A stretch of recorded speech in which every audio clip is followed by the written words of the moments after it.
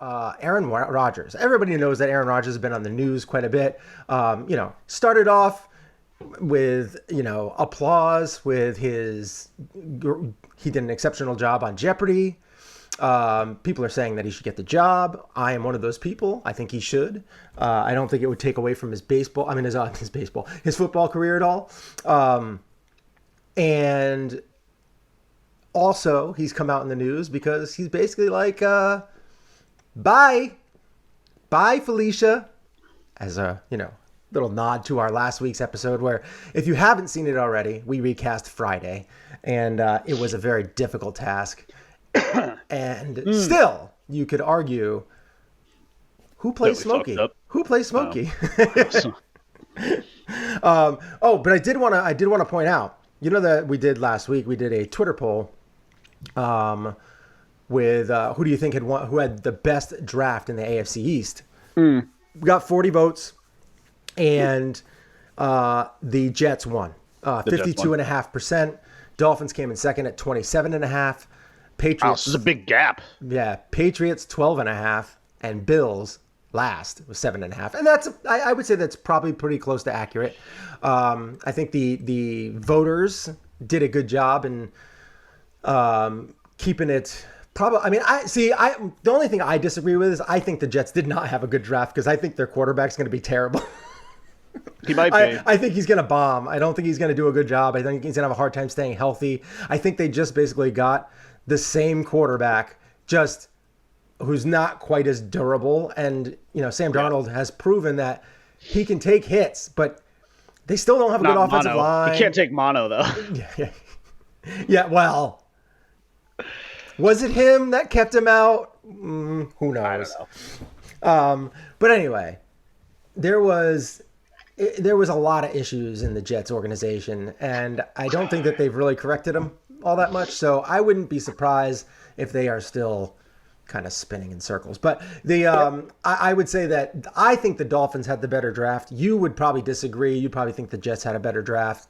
I think the Dolphins, because they drafted potentially, after pick 2 or 3, I think it's all just a crapshoot. I don't think it's even worth really talking about those picks until 2-3 years down the road, because it's such a crapshoot.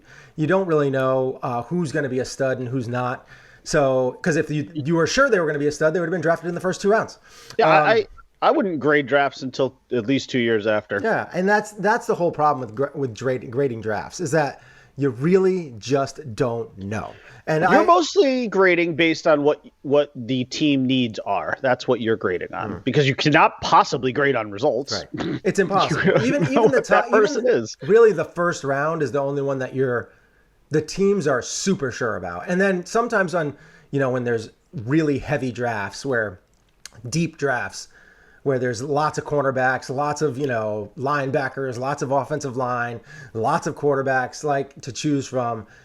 Yeah, then you can dive into the second round and be like, oh yeah, I'm still pretty sure about these guys. But so overall, the first 2 to 3 rounds, those are the ones you're fairly certain about. Everybody after that is just kind of garbage. And if it works out, it works out. But the Dolphins have a chance to have 4, maybe 5 starters on their team out of that draft.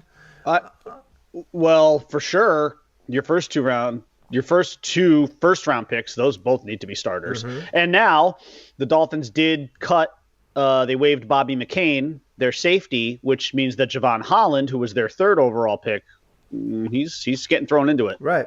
So that means those 3 guys, unless they're just terrible in camp and OTAs and preseason, those 3 guys are going to start in one way, shape, or form. So they have lots of starters on their team, and that's a pretty good job. So that's the only thing that I would say that, and even if you all have a bunch of starters on the Jets were terrible last year. The Jets are probably going to be terrible again this year. So being a starter on a terrible team is not as impressive as being on the Dolphins, who had a winning record last year.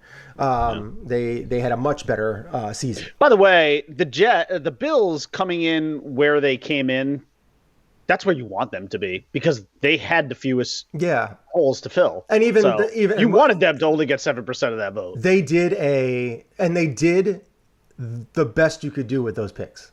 I think they did. I still would have liked to have seen them get a running back. But I shouldn't say that as a as a not Bills fan. I'm glad they did not get one. Yeah. But there's so many other ways to get running backs though. But they didn't need it.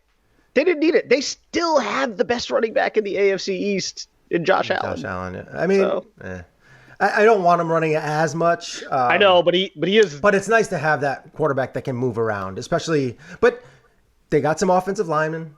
They got, so they're good. I'm happy. Fair is fair. He is the best running back in the AFC East. He is. Yeah. Just not formally at the position, but he's the guy who scares me the most. Yeah. I mean, because he can move. He's strong. Kills the Dolphins. Kills the Dolphins. Kills them. He's a strong guy. All right. So that was I just wanted to touch on that Twitter poll real quick from last week. And let's get into the state of the Yankees, right? Well, what do you want to say, Aaron Rodgers? You want to go right into Aaron Rodgers? All right. Well, then let me cue up the old little thing here for the NFL.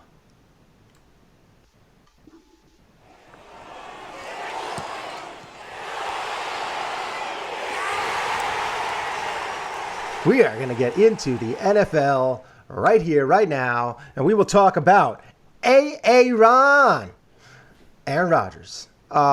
You sent me this because I wanted to actually talk about it last week, and I just completely dropped. We kind of ran late and everything like that. We didn't have time. We didn't have the time to really get into it, but it really started to show its face last week. A little bit before our show.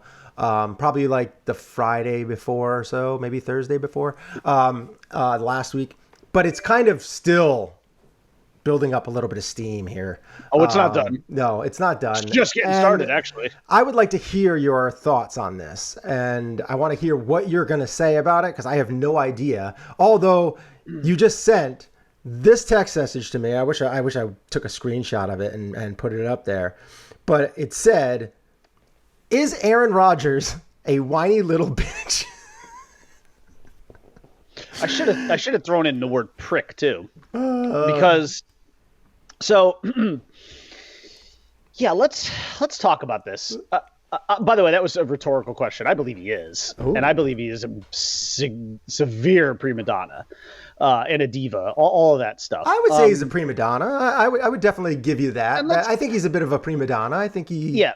Yeah. Now I'll give you that. Let's turn the page back a few chapters to where this all started. This all started over a year ago when, for whatever reason they had, the Packers decided to draft Jordan Love with their late first round pick. I don't remember what it was, maybe 27, something like that. So they took maybe a guy who they theoretically thought was going to be Aaron Rodgers' replacement. Mm-hmm. Not an obscene or absurd gesture at the time.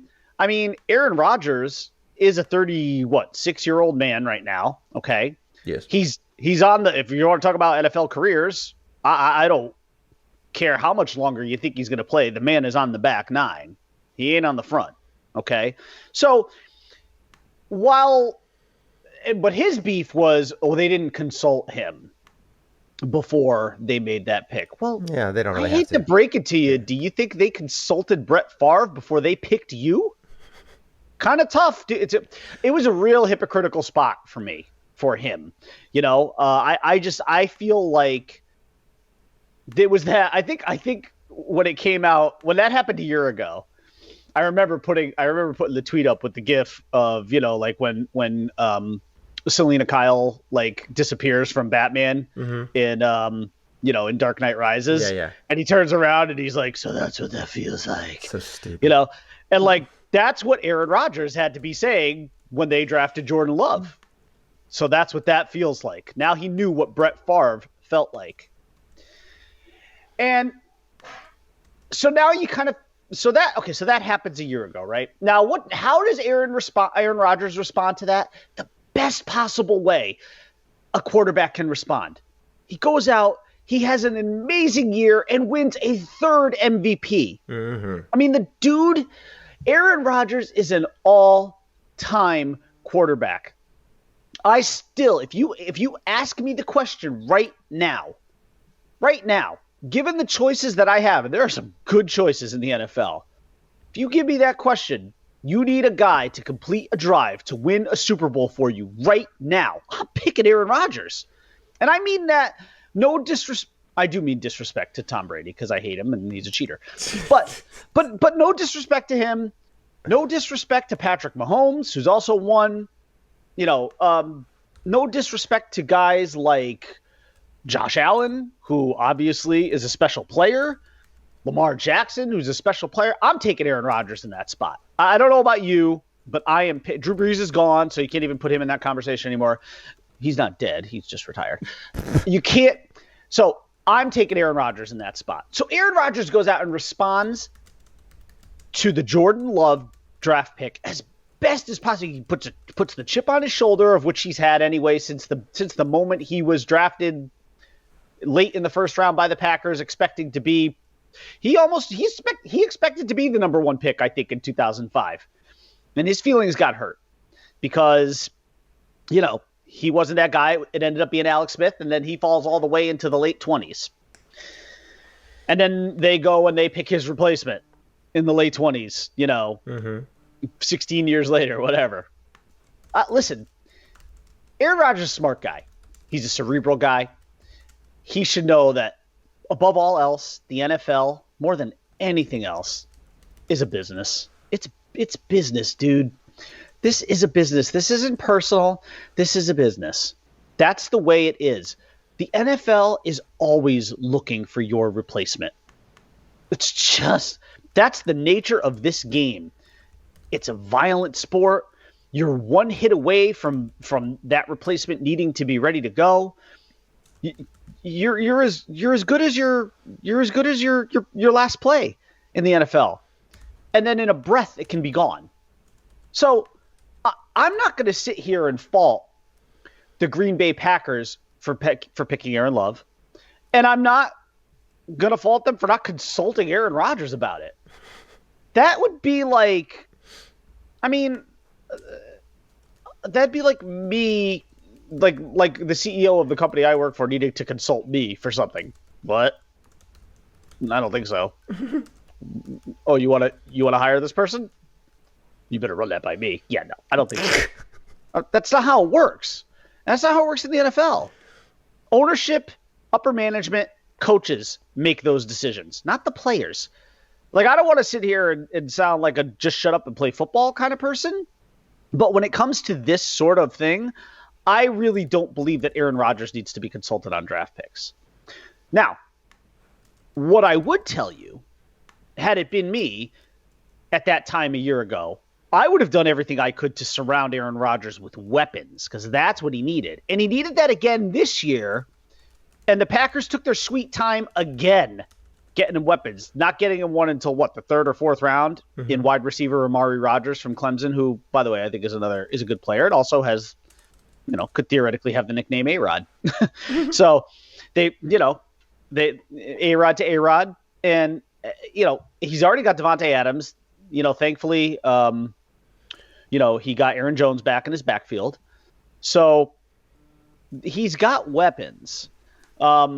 That's the mistake, though, that I think the Packers made. Now, this is not the end of the diva-esque behavior. This is really that was just the tip of the iceberg. Now, but again, to close the page on that chapter, Rodgers did the best thing he could. He went and he won an MVP, and he got his team, to an NFC Championship game, where he faltered yet again. And what's interesting too about Aaron Rodgers is now he's starting to work his way into this conversation. You can make all the excuses you want about weapons not being around him, and that's true. He does need more than Devontae Adams and Aaron Jones. I would agree with that. I think he needs another wide receiver, and I think he needs another, although they've got a decent tight end. But he's beginning to now move into the Brett Favre conversation of, am I just going to win one? Great as I am, top 10, top 5 quarterback maybe even, we'll see. But am I just going to win one? It's possible. Now, last week, this is where he lost me. He referred to Packers general. So then there's a couple things with Packers general manager Brian Gutekunst. Excuse me. I think it's Gutekunst. Cunt. McGruber. Gutekunst. He's got that last name that I was like, man, I really don't want to pronounce that last name. Brian Gutekunst. So it got out that he wanted Brian Gutekunst fired. Otherwise, there was no chance of him coming back. I despise this kind of crap. I hate that kind of shit. I hate that stuff. You're cancel culturing your general manager. But would you like that for Brian Cashman right now? Yeah, but his time has come. Okay. Like we're just, like it's over. I think it's over with Brian Cashman. Listen, Brian Cashman's been in that role for like 20 years. It is time to move on, in my opinion, from him. Okay. He's been in that role for more than 20 years. 22, right? Okay. It's time. It's time for him to move on. 22 to 23 years to have a job like that in sports is like unheard of. So bravo to Brian Cashman for basically only winning one championship. I mean, I know people will give him credit for others, but I kind of can't. Anyways, so I hate that. That really rubbed me the wrong way. And then he doubled down and he referred to Brian Gutekunst as Jerry Krause, the former GM of the Chicago Bulls. Now, what's interesting about that is that now I understand that after watching the Jordan documentary that you might think that that's like a really bad insult. If fresh off of that series, I'm not so sure that that's really an insult. Jerry Krause did win 6 championships and kept a team together with a whole lot of egos for as long as he. Yes, the big hit against Jerry Krause is, why didn't we run it back one more time? Yeah. Okay, fine. All right, if you want to hit Jerry Krause, you want to ding him on that, okay, fair enough. What about Scottie Pippen? Like, he didn't really handle the Pippen situation very well. But how about this? The guy got 6 of them, though. He got 6 championships. That is... look, you can say whatever you want about Jerry Krause. It's a little lucky, though. Well, because he had Jordan. But yeah, of course. So it's not that that's the luck, but it's the person that Jordan was. Yeah. And then the Zen master, them together with the fiery competitor who would literally punch a teammate in the face, to the Zen master who's kind of like, chill, baby, chill. Here's my problem. You're right. But here's my problem ultimately. Ultimately, in that analogy, what Aaron Rodgers is telling you is that he thinks he's Michael fucking Jordan. You're not Michael Jordan. You're a great player. You're a great player. You are, as I just said, the guy whose hand I'd want the ball in a Super Bowl drive right now at the moment. Yes, that is true. But that's just to me, that just means you're the best in this moment. You just analogized yourself to possibly the greatest athlete who will ever live. Probably almost certainly the greatest athlete I'll ever see in my lifetime. And that is now you've lost me. Aaron Rodgers has just lost me right now because he's just not. I don't know about greatest athlete. I think greatest athlete in his sport. Well, it's arguable. I mean, Muhammad Ali might be the greatest athlete ever lived. I think Bo Jackson was better. All of this is up. That's all stuff that's. I would go Bo Jackson. 100. The bottom line is Aaron Rodgers is not in that conversation. So, and I like Aaron Rodgers, the player. The person leaves a lot to be desired. He's just a surly kind of, I don't mind that he keeps to himself and all that, and that's fine. He's a private guy. All of which is fine. I know he's got issues with his family and stuff like that, and it seems like he's got a weird way of breaking up with women. Whatever. I don't give a shit about any of his personal life. Okay. But he does conduct himself in a really bizarre manner. I mean, he's a weird Packers, dude. He's weird. He's quirky. He's a weird, quirky guy. But I do believe in this, he's wrong. He has a contract that pays him handsomely. Probably undervalues him, quite frankly. I mean, it was a 4-year, $134 million deal. I think his average per annual is like around 33. That's a bargain. That's a bargain for him. Coming off an MVP season in which he was just red hot all year, rarely made a mistake. His touchdown to interception ratio is just outstanding. He's a special player. But Michael Jordan, he is not. No. And comparing the Packers GM, who's never won anything, to Jerry Krause is also weird and off and not accurate. So I struggle with Aaron Rodgers right now. I really think that I listen. He had a beef in terms of them not getting and bringing in enough talent around him. That part I'll agree with. Because I think, I think you can attest to this as a Bills fan. I believe that every great quarterback still needs great weapons. It's very rare. In fact, I still struggle with the argument of, I'll name you a quarterback who doesn't have great weapons. I'm sorry. Every quarterback has had great weapons. The Bills, they've got Diggs. The Bills have they had Diggs and Beasley last year. What a combination that was for Josh Allen. And now they added Emmanuel Sanders, and I think Marquez Stevenson was their draft pick from Houston, who I like. The guy, he's got what's his name there? Knox, the tight end. Yeah, I love Dustin. He's got weapons. Aaron Rodgers has Devontae Adams, and he's got Aaron Jones in the backfield, which is great. And then, it's a little bit open after that. So I would have liked to have seen the Packers. That is one beef I will say Aaron Rodgers has. He really could have used another wide receiver opposite Devontae Adams to make Devontae Adams even more of a threat. Mm-hmm.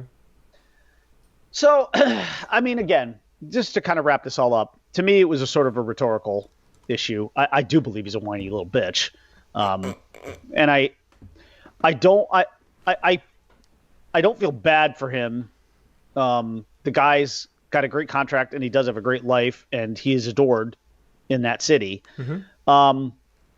But I think I think questioning your employer in terms of who they draft. Again, dude, it's so hypocritical of you to be critical of that. They did that to the guy who you succeeded. They drafted you to succeed Brett Favre, who was, by the way, not done at that point. No. As you recall. Brett Favre went on and still had another couple of pretty good years after that. He had a monster year in Minnesota.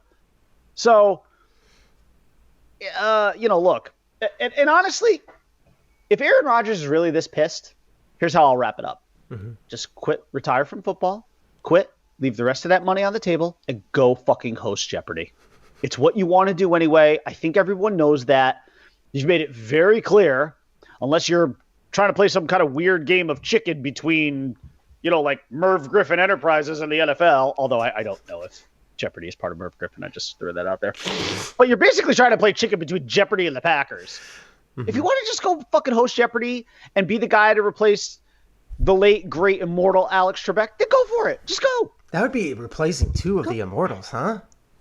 Yeah, Brett Favre and Alex legacy. Trebek. It is quite the legacy. I say just go. Just go. He can do both. He doesn't have to do one or the other. He could, yeah. It's the off season. Right. It's a short season. He can do both because actually they can.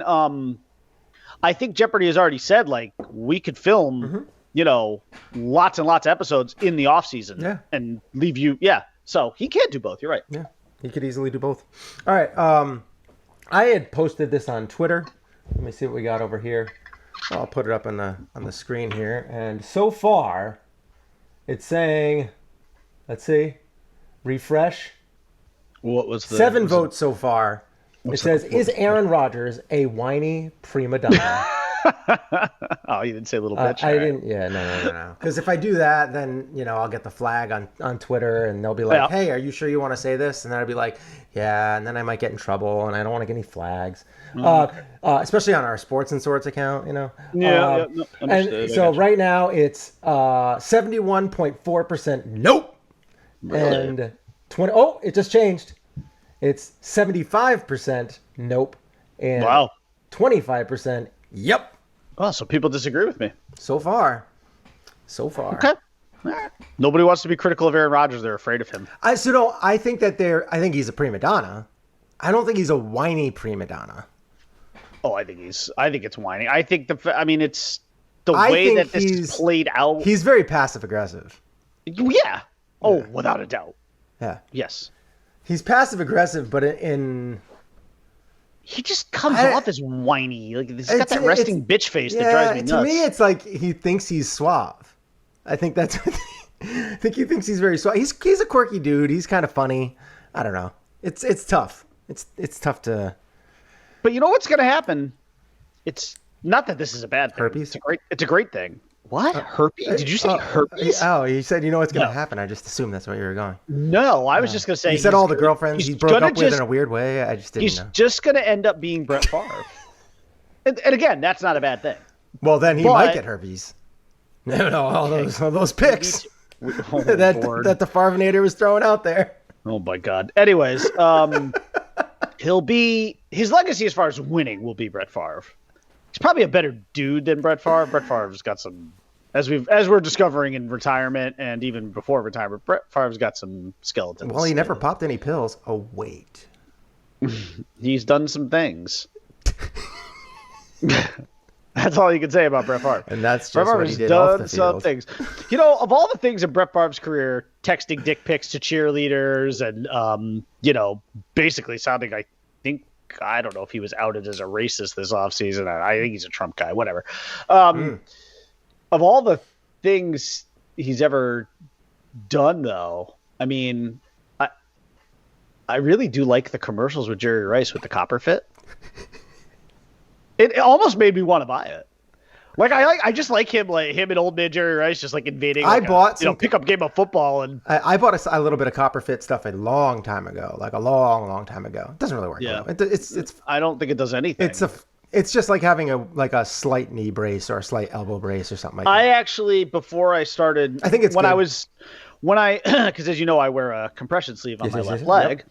Yep. When I was looking into those, the first one I did get was a copper fit, and it either I didn't get the right size or it just didn't compress very well. It was such a thin fabric. It is. It's very thin. The one I wear now. It's not strong. Like it's not like a tight compression. Right. The ones I wear now are awesome. Like I never have any issues whatsoever. And the thing is, I always have it on. It's literally a part of me now.